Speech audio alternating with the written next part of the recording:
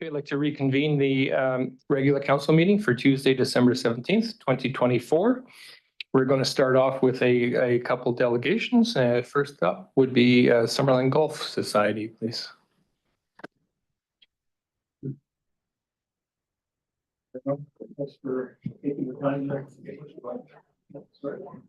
I'm new at this.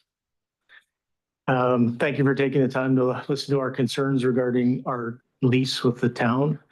I'll try to be as brief as possible, but there is some, I'm not sure how much background you've had prior to the meeting on this, but in 2019, we approached council and administration about extending our lease because of some terms with our lender that would allow us to do some upgrades to the club.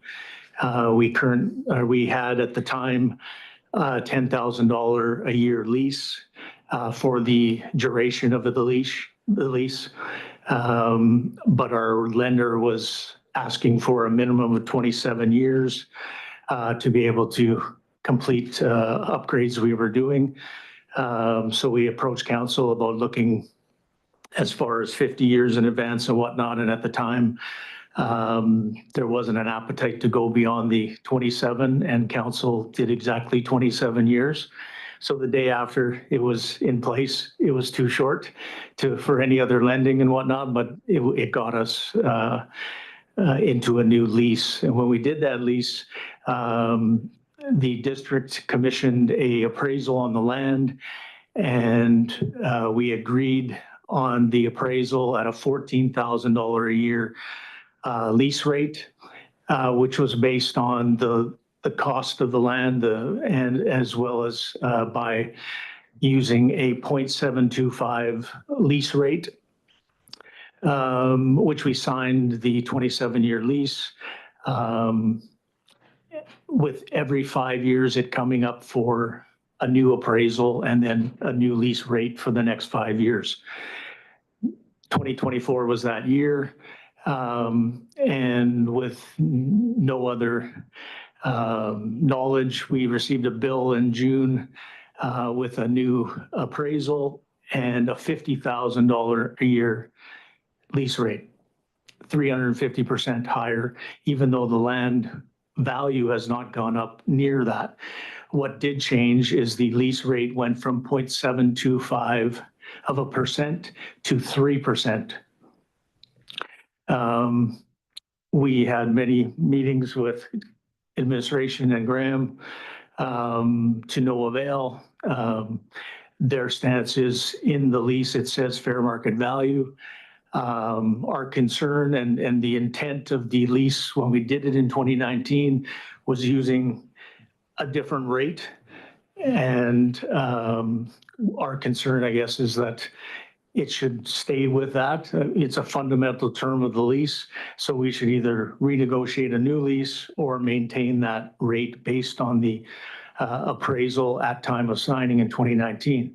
Had we used that 3% rate in 2019, that 10,000 lease that we had would have gone to 35,000 or more, and we would have never signed the lease. It would have been unsustainable for the club, and we would have kept the remaining lease at 10,000 for the remaining 11 years, and we would have dealt with our lender in a different way.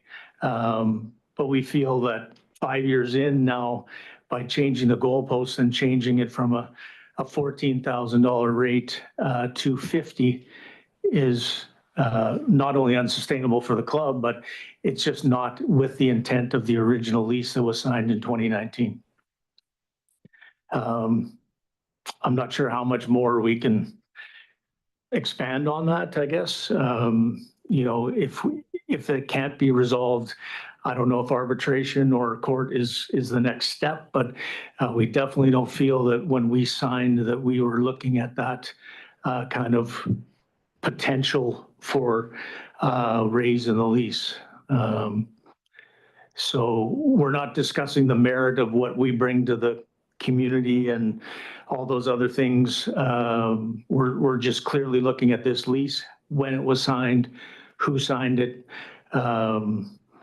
I think maybe Aaron might have been involved in at least passing of the 27 years through council, but I don't think anyone in the room outside of myself was involved in that. It was with Jeremy Denegar at the time and administration. But the use of the appraisal that was commissioned by the town, not by us, it actually came back at 13,000 and we agreed to go to 14 because of some lapse in time before it was signed. We budgeted for, even at a 50% rate hike every 5 years, you're going from 14 to 21, and we're going from 14 to 50 in that same timeframe. So, we just don't think that, it was in the intent of the original agreement, even though it does say fair market value in the lease. The appraisal that was used did not use fair market value. It used fair market value less consideration, which the club would get for the economic benefits, for the other things that we bring to the community. And that's what we based everything on in signing. And like I say, had that 3% been on the table in 2019, there would have been no new lease and no new agreement. Okay. Any questions? Well, we'll open up to questions here. If any council members have a question? Councillor Patton. Thank you, Jason, for coming forward. I have a question. If you're a Summerland citizen and we go to Summerland golf course, what kind of discount do we get? Not being a member. We come up to the golf course. We want to play 18 holes with cart clubs. Yeah. What kind of discount do we get being District of Summerland? Well, you get access to a championship facility in your which you can be a member should you choose. You could. 30% of all of our rounds are played by the public. Okay. And tourist dollars. Okay. But are we overpriced in the marketplace? No, but we're very fair price. In fact, much less than all the courses to our north. And definitely managed well with the Penticton, Osoyoos, Oliver area. Okay, no, thank you. I'm just wondering, being a citizen of Summerland, if I wanted to go there on district property that we lease, I'm having a really hard time feeling sorry for you, to tell you the truth. I'm not asking you to feel sorry for us. We're asking you to maintain what you agreed to 5 years ago. It's a lovely course. Been there many times, but Are there resident discounts for train rides or any other of the not-for-profits in the area? I can't answer that. Thanks. Councillor Van Elfen. Thank you. Jason, I got a friend that's a member up at the course, and he's telling me that a large amount of your membership is from out of town. Is that correct? Like, what do you know what the ratio would be? We have Penticton members. We have some West Kelowna and Peachland members, but the majority are Summerland residents. Okay, thank you. Okay, Councillor Barklow. When this came up earlier, staff said that they requested the financial statements. Do we have them now? We're just going through our audit, but what would the financial statements be needing to decide whether this lease is legal or the intent is correct? There's no question about the legality of the lease. Part of it would be your ability to pay. Yeah, I think I remember some of the discussion from the 2019 renewal. You were in some tough straits. You needed to borrow some money. You needed a longer term. I think there's a certain sympathy for the position of the golf course at that time. It seems to me that the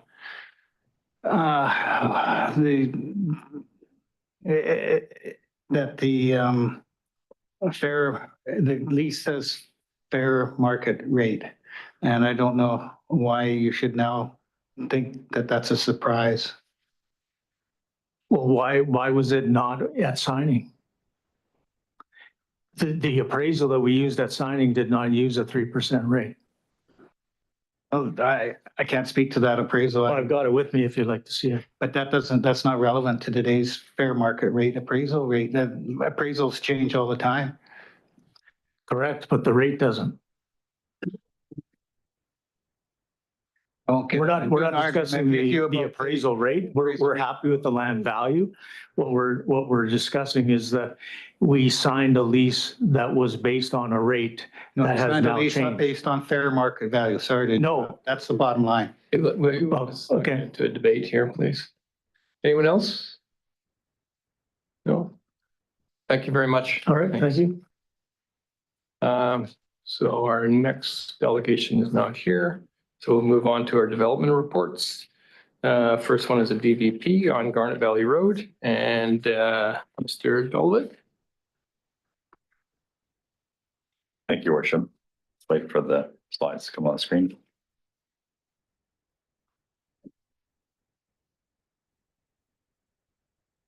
Okay.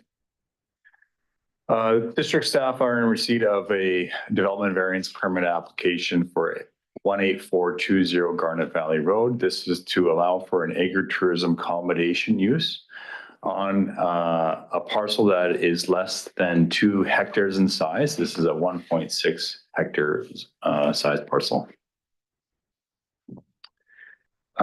In the agricultural land reserve, this property, is in the agricultural land reserve, but in the regulations of the ALC, they do allow agritourism accommodation as a permitted non-farm use if there is an agritourism activity on the farm property that would allow for the need for agritourism accommodation. So in the applicant's rationale, they have informed staff, district staff, that they are providing or will provide experiential and educational mushroom farming activities through their student program that they offer on their website. Some key criteria as to what defines an agritourism activity is something to which members of the public are ordinarily invited, whether or not they pay a fee or charge. If you can charge a fee, you don't have to, is less than 5% of the total parcel coverage. And the accommodation use could be a maximum of 10 sleeping units total under the ALC's regulations. And also the accommodation is provided on a seasonal or short-term basis only. Based on district staff's review of this proposal being brought forward, it does conform with the ALC's regulations. And for that reason, it wasn't forwarded as an ALC application first before coming forward in the form of a development variance permit to council. In the district's official community plan, the policies that are relevant to the agriculture designation are listed here into this application. 7.2.2.1 to maintain the integrity of the ALR. 7.2.2.2 to continue to strengthen the economic base of the agriculture community. And then this one I bolded just for council's information here and emphasis is to support agritourism through Summerland and direct farm marketing operations as a secondary use to permitted farming operations that comply with the policies of the Agricultural Land Commission. The subject property is zoned A2 agricultural large acreage, which allows for agritourism accommodation as an accessory use to the principal use of agriculture. So you still need to have agriculture on the property in order to allow for agritourism activity as well as an agritourism accommodation use on the property. Section 716 of our zoning bylaw allows for some additional regulations for placement of agritourism accommodation on a farm parcel. Specifically for this application, it falls within the campground use section of 7.16, which provides the following regulations: that the campground use of agritourism accommodation be situated 10 meters from all property lines, that the number of stalls be less than 3. So that's less than the ALC, they allow up to 10. We say 3 only for camping purposes. The consecutive days stayed per person is 10 days. and also that the minimum parcel size be 2 hectares. And that last bullet is the one that's being proposed to be varied by this application. So the proposal is to allow for agritourism accommodation stays in 2 primary locations, the tent site as well as an RV that's currently located on the property next to one of the accessory buildings. You can see highlighted with the yellow circle. The RV, as shown here, is a floor plan provided by the applicant. It's a 1-bedroom, typical RV kind of layout. In terms of public consultation, this application is considered to be a council decision development variance permit because it was generated from a bylaw enforcement complaint. In accordance with our development application procedures bylaw, staff have provided a neighborhood notification within 60 meters of the subject property. This occurred during the Canada Post strike, and so we hand-delivered 5 notices in Garnet Valley on November 29th, and we provided 1 notice via perolator to West Kelowna on December 2nd. In terms of internal-external referral, the fire department had no concerns. The works departments had only concerns if there was a water connection to the district's water system, but the staff felt it didn't appear to be the case at the time. We also received comments from the Agricultural Land Commission on December 6th, 2024, and they have indicated that they were not willing to provide additional comments to the additional use of this property with an outstanding non-farm use application that is currently being processed for the same property. And that was for the home occupation use that previously came to council through a non-farm use application. This development variance permit was also presented to the Agricultural Advisory Committee on November 21st. There wasn't a whole lot of discussion from the Agricultural Advisory Committee, a couple of comments, a question with regards to the location of the RV in relation to the existing farm home plate, which staff answered. And then they asked about the current state of the septic system in place. And the applicant was intended to explain that the septic is currently being expanded due to a separate building permit for an additional residence on the property.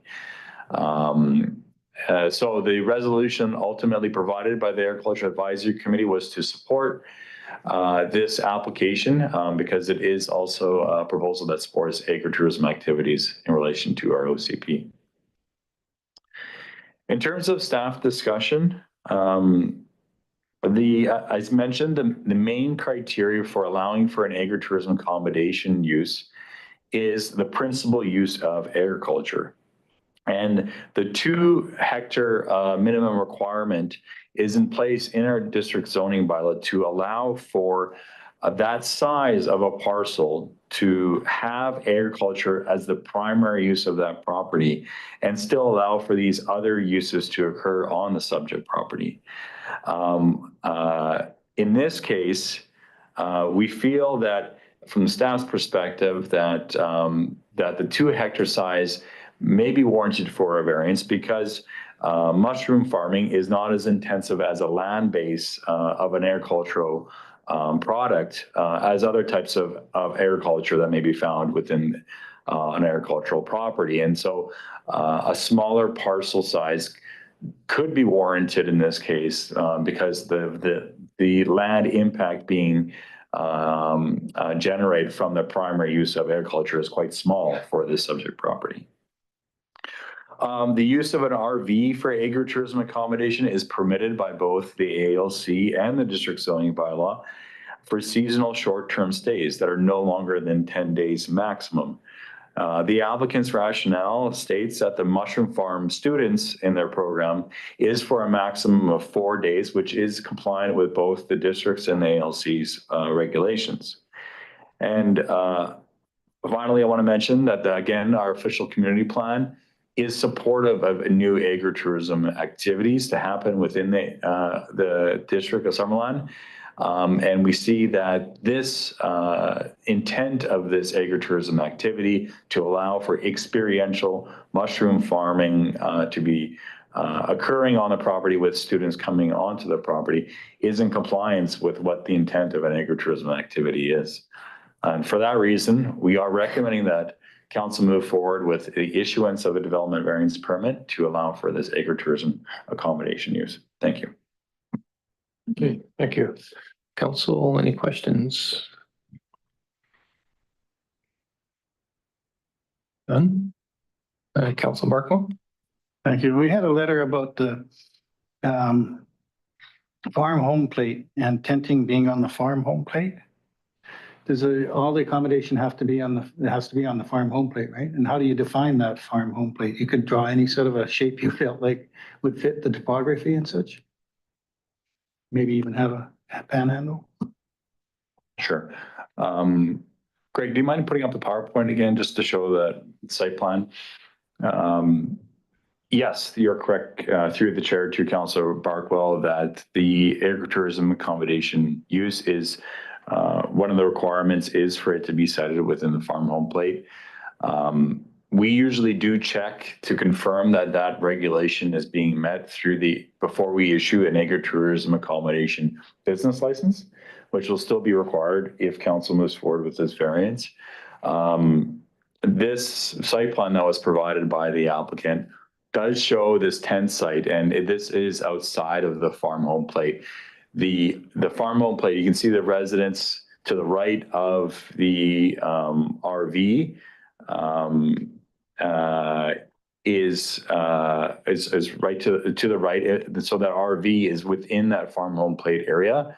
And staff have determined that RV to be within the farm home plate.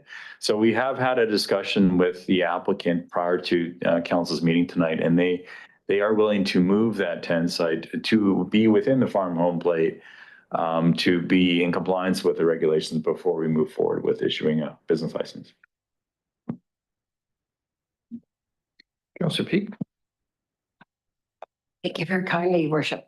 Does the decision that the ALC may come forward with on additional use on the property have any bearing on the application that we're looking at today? Through your worship to Councillor Peak, it's a good question. I would argue that it doesn't. The main reason is because the 2 hectare size requirement is our regulation. So the other regulations of the ALC, and if the ALC does want to evaluate this application forward, they can contact the applicant directly and get more information on the agritourism accommodation use. And maybe it does trigger an application to the ALC based on their application. But regardless, in order for the applicant to proceed with this use on the property, they would need a variance from council from 2 hectares to 1.6. Thank you very much. Sorry, wrong button. But we did send a referral to the ALC, and they came back and said, since a non-farm use application and a compliance and enforcement file are still active, they're not able to provide comments, which until those active files are resolved. So it assumes that if those files weren't active, they would provide comments. And we don't know what those comments might be. So is that a fair assumption? Yeah. Councillor Betts? Thank you, Mr. Mayor, for bringing that up. I appreciate that staff has found that the RV is situated within farm home plate. I think that's important. I think it's really important that we support farmers finding ways to generate learning opportunities, educational opportunities, and growing opportunities on their own properties. It's hard enough to make a living as a farmer. And I think that this kind of minor variance that we can provide would allow that in this situation where, as we're familiar with the business, it doesn't just take up the square footage that requires just the use of all of the land. And so I think this is just a really interesting opportunity, and I can see its validity. Thank you. Councillor Markle? Yeah, I was a little puzzled, I guess, by the ALC's response and whatever logic they had behind that. So I looked around a bit and maybe our Director of Development Services can confirm what I think I found. And as far as I could see, there was no requirement to apply to the ALC or even for us to send them a referral for a farm use application. As far as they were concerned, if it filled the boxes, then they didn't need to hear about it. You see you nodding your head, so that's the case. Huh? So their lack of comment doesn't really matter. Yeah. Councillor Patton? Thank you, Worship. Brad, can you tell me, because there's nothing in the package, there's some information related back to 2022, but can you tell me if the development and building compliance issues that we've been dealing with, have they been rectified? To your worship, to Councillor Patton. So there's been a number of issues, I would say, over the years with the subject property with regards to different aspects of the property. We are already aware of the non-farm use application for the home-based business for that's located on the property. That's still in process with ALC, so we're not aware of the result of that one. That as well was an enforcement file. There has been a building permit pulled for a secondary residence that's still in process of being completed. And that building permit is still being actively worked on by the applicant from staff's perspective. And so yeah, we are currently all working with them on other files, but with regards to this specific use of an agritourism accommodation, we have to process the DVP that comes forward to council. Thanks, Brad. So there has been a permit issued for the second residence, and it's being worked on as we speak. Thank you. Councillor Elfin? I'll bring the motion forward as presented. Seconder? Councillor Trainer? Discussion, Councillor Van Elfen?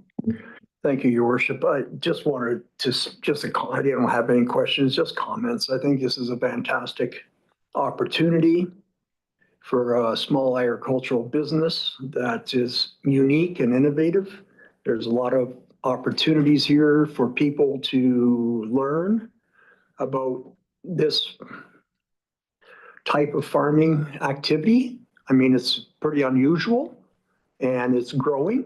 There's other people that I know that are in that business now because they took a course from the proponents that are here tonight and are very successful at it. So I think it's a great opportunity, and agritourism is a great thing to have in our community, and it brings a lot of people here from all over the different countries.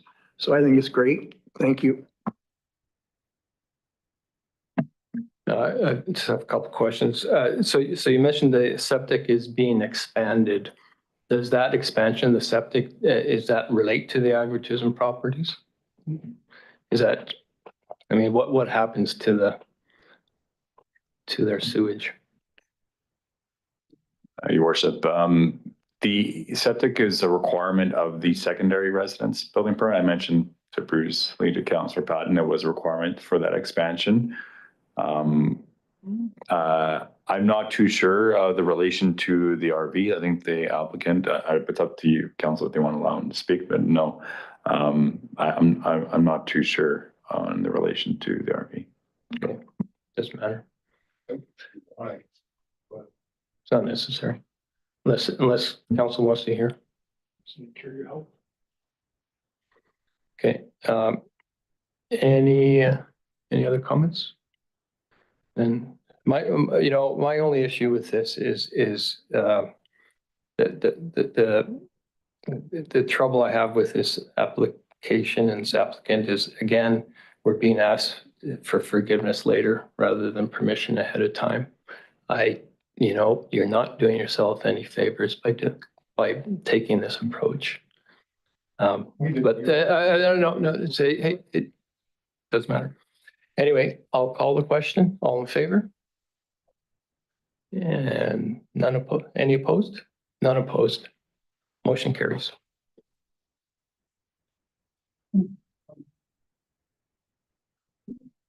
Also, Brian? One observation, if I could, because I didn't get a chance to get my hand on it. It's a little bit different than what was anticipated with our farm tourism, and that we kind of, I believe, we anticipated people would arrive at a winery, say, and stay in their own vehicle for 4 or 5 days, rather than have a unit set up that people rent. And I wonder where, you know, if there's going to be more of this now. We'll wait and see, I guess. 18.2, Summerland Waterfront Pier Enhancements.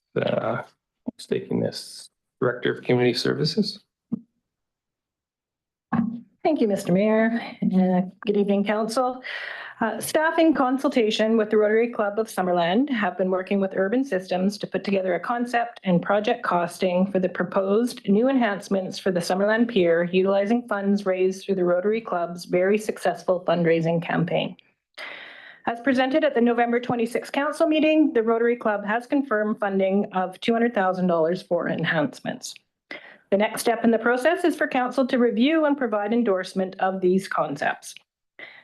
The newly constructed pier is beautiful. The proposed enhancements are subtle, and the intention is not to overwhelm the historical look and feel of the pier.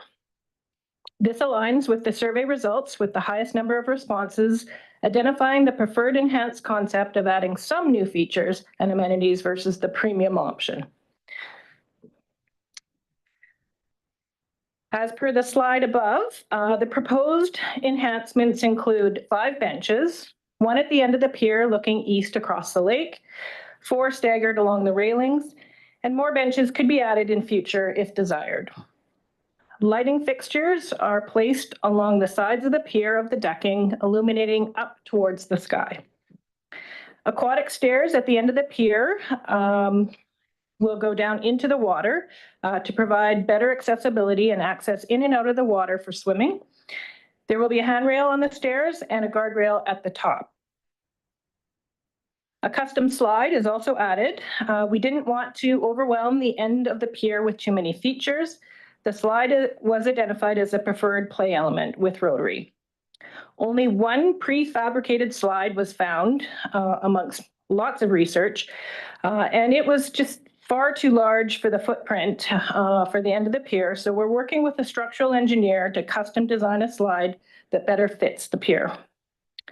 There's a life-saving device to be placed at the end of the pier, and buoys around the end of the pier to delineate swimming area from motorized watercraft. In the presentation deck here, you can see the precedent images of the enhancements. The image of the bench is the chosen style for the pier in consultation with Rotary.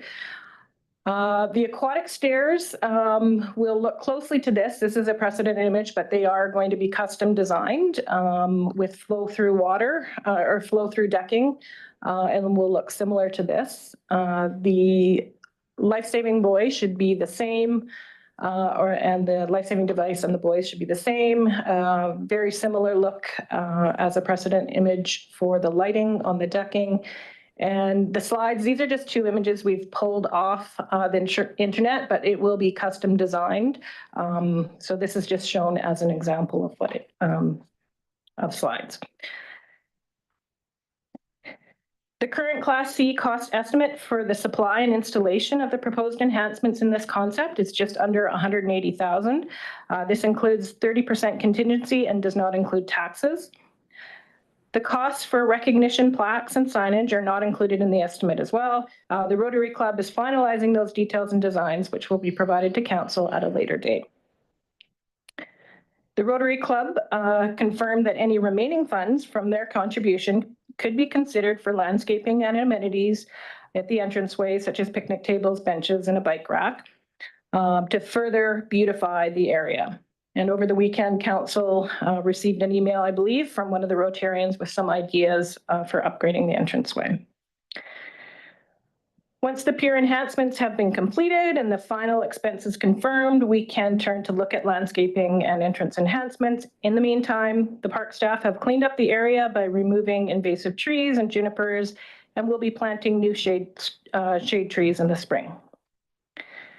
Once council has confirmed the concept for the pier enhancement, staff will continue with the next steps as outlined in the council report, including the submission of the concepts to the province for review and approval. So with that, I turn it over to council if there's any questions. And we also have Rosanna Ho from Urban Systems on the line by Zoom to answer any questions. Okay, thank you. Council, any questions? Councillor Betts.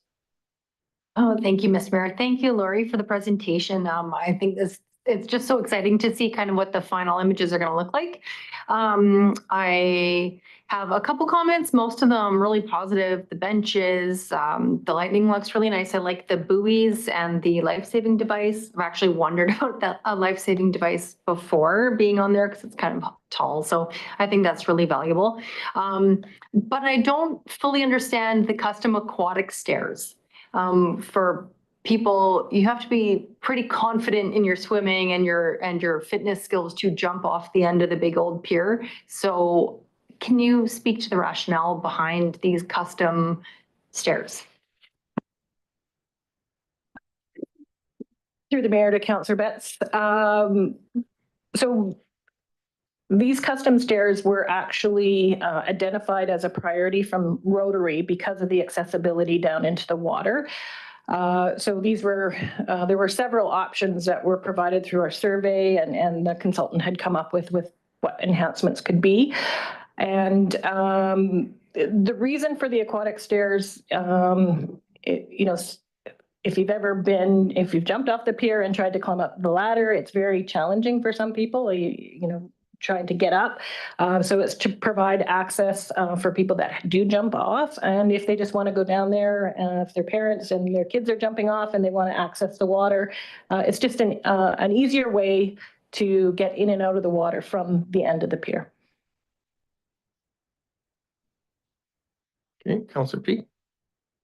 Thank you very kindly, Your Worship. I'm really excited. I think that the whole aesthetic of the pier and keeping the heritage element so it's not completely a playground is a great idea. I did wonder whether there's a preference and realizing that there's been some challenges in finding a good slide. Is there a preference for an enclosed slide or one that's open? Through the mayor to Councillor Peak, we're looking for product for the fiberglass material for the slide. So I don't know at this point if it will be open or closed, depending on what can be sourced for materials. Majority of these type of slides that you've seen on houseboats seem to be enclosed. So I don't know if there is a preference of council. We do want to try to dip the slide down below the depth of the pier just to get it closer to the water. But we're still working on what that could look like.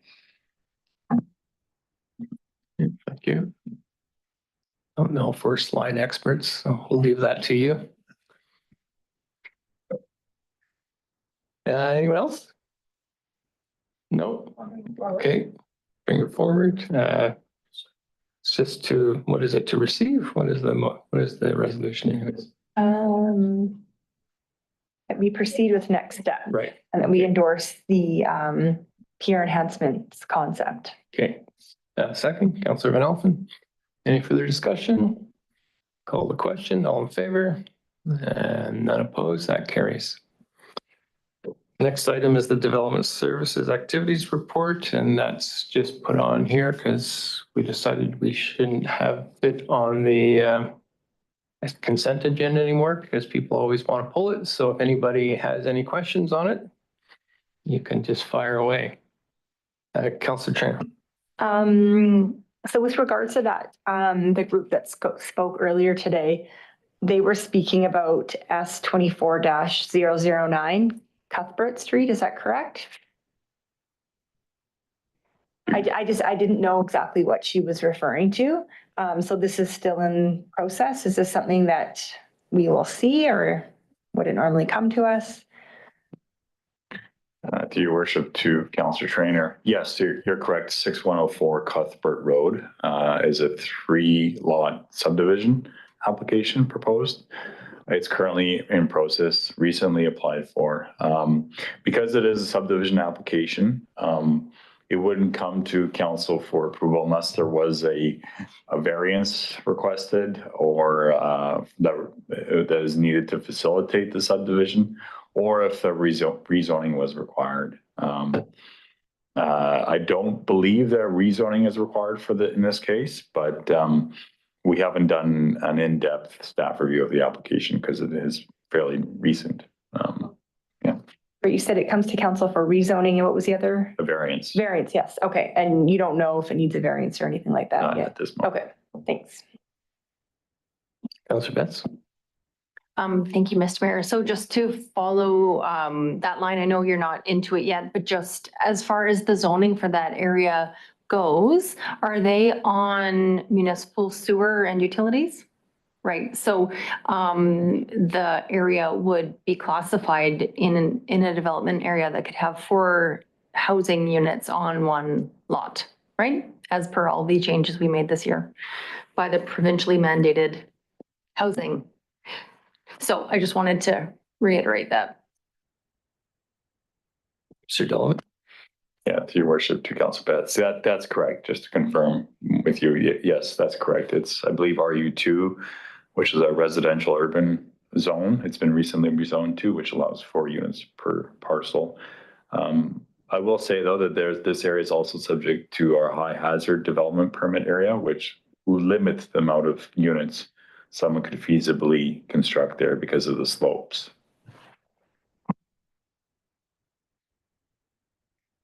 Okay, anyone else? Anything? I wanted to ask about the short-term rentals. So I just wanted to get clarity. I just got to find that. Where the heck is it now? Oh yeah. So there are 12 local listings that have been asked. So I'm just wondering what the about the time frame on these things. How long it normally takes for the province to deal with these sort of things. Oh, you've got that in here. Okay. So of those 12 ones, okay, so normally it takes 8 weeks plus. So why is that? Why is that for, what makes them more difficult to deal with? Yeah, your worship, just to answer your question. So I believe they're targeting a time frame of 1 to 2 weeks. But there is a certain web platform where they're having challenges with, the province is having challenges with. And so the ones that are taking this 8 weeks plus are due to a difficult advertising platform they're having difficulties getting compliance with from them for removal. So that's why there's been some delay. Okay, so it's nothing to do with these specific properties. It's to do with the platform, right? Okay, so presumably it's everywhere in the province with this platform. Okay, thanks. Councillor Barkle? Yeah, one of the projects that's I was wondering about recently, and I see it on the list, is that 12600 Bagborn Avenue. So you've got a development permit drafted awaiting security payment. So that means it is progressing through the process, albeit maybe slowly, or? Your worship, to Councillor Barkwell. Unfortunately, that development permit's been on hold for quite a long time. We at the staff level have been hopeful that they are going to proceed with that subdivision. But for reasons only known to themselves, they haven't been able to move forward with it. And so it's been continually held, waiting for the landscaping deposit to come forward.